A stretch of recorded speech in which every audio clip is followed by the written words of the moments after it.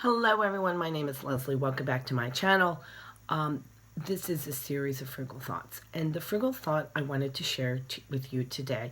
This is a companion video to one I had done earlier, and this is something that I heard Henry Winkler, who was the Fonz on Happy Days in the 70s and 80s, I think, say recently about he is getting rid of his collection of Happy Days memorabilia. And before I get into that, I want to first apologize for my voice. I have been sick for the last week, and it is really not going away. But it's nothing serious, and it is the first cold that I've had in 3 years, so I really can't complain. But I do apologize for my voice. Before I get into what Henry Winkler said, I do want to talk a little bit, because I just discussed on that last video about how I am someone who collects too much stuff. I've never been someone to have a collection. Like, I don't collect Hummels or Beanie Babies. And I guess my first thought is, if you are someone who is having a collection of items, that is not something that has ever appealed to me. I guess because I look around and I realize that eventually nobody wants the Beanie Babies. Eventually no one really wants the Hummels. I remember there was a friend's mother collected Hummels, and they were in a curio cabinet in their house, and we weren't allowed to get near them. And then I think they just sold them when the mother moved in with the daughter. I mean, it just kind of, collecting things never really, a series of like collections, I guess, have never appealed to me. So that has been good, because I don't have a collection of Beanie Babies or Hummels or anything like that. But if you do, this is what Fonzie said. So yesterday Fonzie announced, or it was announced, and I heard on the news, that he is getting rid of his Happy Days memorabilia and his Fonzie. If you're not familiar with Fonzie, he was a character. He played like a tough guy, street guy, motorcycle guy, with a big heart, I guess you'd say, in a TV show called Happy Days in the late 70s and early 80s, and I watched it. It was popular.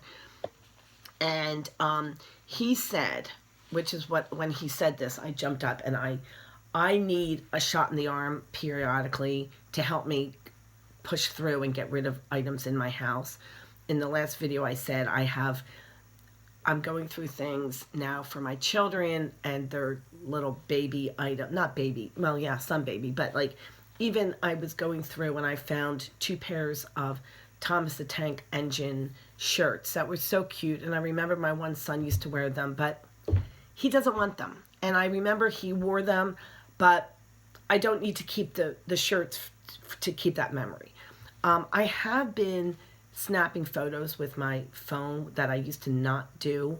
I used to not take photos, but if I want to ever at some point go through all my own phone things and say, oh, there's that Thomas the Tank Engine shirt he wore, that will provide the same memory. And this is what Henry Winkler said. Henry Winkler said that by getting rid of these items, which he is donating to a very worthy cause and organization, that all the money, 100% of the profits, is going to this organization that he contributes to.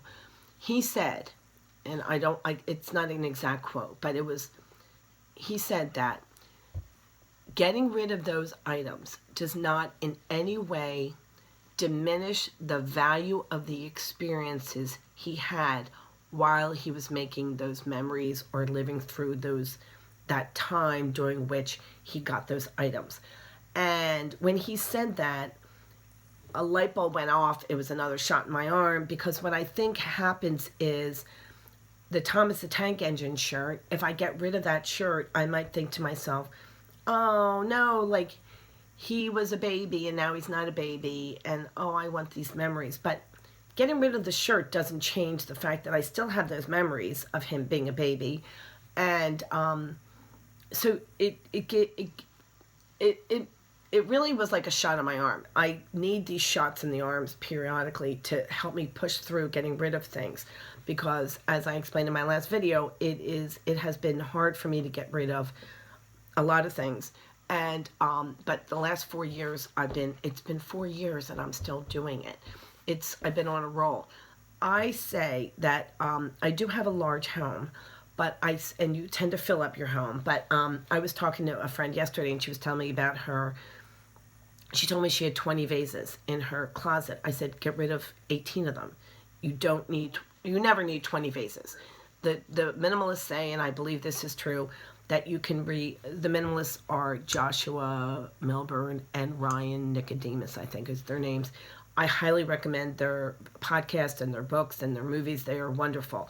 But they say that 95% of the stuff that we get rid of can be replaced for $25 or less.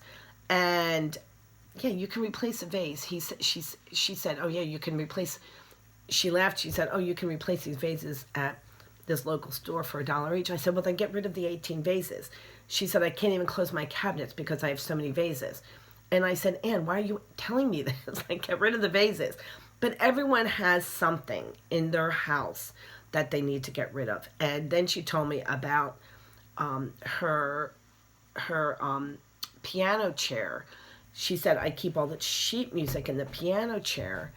And it was like, she couldn't close it anymore. So she said, I opened it up, I took all the sheet music out, and she started like putting it into like piles of like which one of her children, like stuff they didn't need anymore, stuff that they had outgrown. Anyway, she said this like piano chair, which was all compressed, had suddenly like popped out, and now there were 4 enormous piles in her kitchen. I said, yeah, that's what happens with clutter. When it's pressed down and shoved down, or if it's in a closet or in a piano chair or in a cabinet, you know, you're slamming the cabinet door to get the 20th vase in there. It's when you start to take the vases out or open up the piano chair that it just creates all this problem. And then you got to deal with the piles of, somehow you got to get rid of these 18 extra vases or all this pile of sheet music. So if it's hidden on top of something, you don't have to deal with it. So anyway, it's hard to get rid of clutter and extra stuff, as is the point of this. So that is what I wanted to share with you, what Henry Winkler helped me the last 2 days get rid of things, because I have a room over there that is full of stuff. Prior to me going back to work more as an attorney, I was doing a lot of reselling on Poshmark and eBay, and I still do it. And I had accumulated piles and piles of, they call it a death pile, of stuff to get rid of and to sell. And I have now, again, this is part of the mental gymnastics I have to do. I realize that for every hour that I work in a week, in a various job, including selling, I am going to get rid of that many items that week. And I actually do more than that. But it gives me the permission to, instead of selling the items on eBay and making money that way, since I'm making money in a different way, I in my mind, I'll give myself the permission to get rid of items. So whatever mental gymnastics you have to go through in order to give yourself the permission to get rid of things, go to it, because it is a good thing. My name is Leslie. Thank you so much for watching this channel. If you are someone who struggles with getting rid of stuff and you need a shot in the arm, hopefully this helped you today. I am very grateful to Henry Winkler, and just remember that getting rid of the items does not diminish the experience behind the items. I thought that was really great. Thank you so much, and have a great day. Bye-bye now.